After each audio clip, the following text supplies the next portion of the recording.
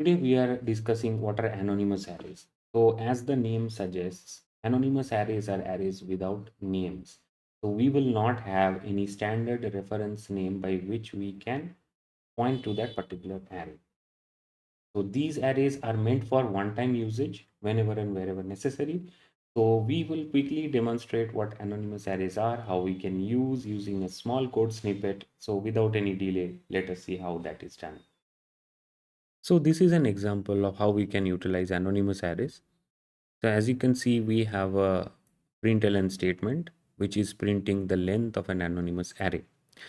Now, this over here, this entire construct is what is an anonymous array. So this is a primitive array of integers, and this is anonymous because we are not using any reference variables to refer to this memory location later. So whatever we have to use or whatever we have to do with this array has to happen wherever we are using it. There is no scope of reusing this content anywhere else in your program because it does not have a name. So in this case, how we are defining anonymous array, we use the new operator, then the data type. This is like primitive integer, then the array sign, then curly braces, and within the curly braces we will put the content of the array, and then we will wrap it around these round brackets, and then we can treat it as a normal Java array and access all the helper methods that it exposes.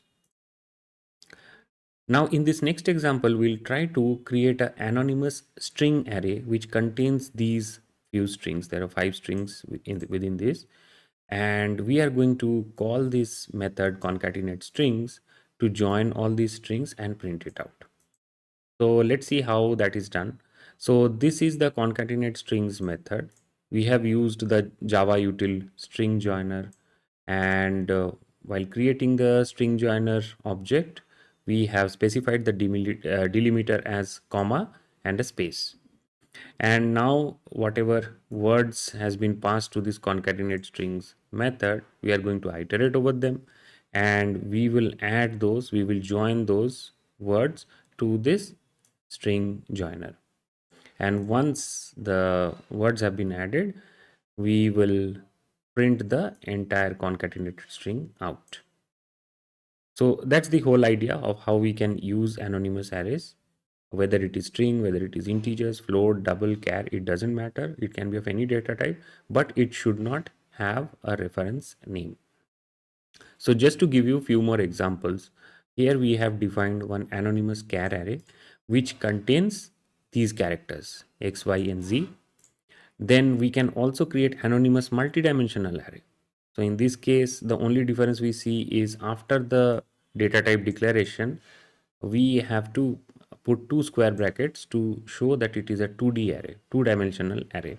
If you want to go for 3D, you have to put one more square bracket, and so on.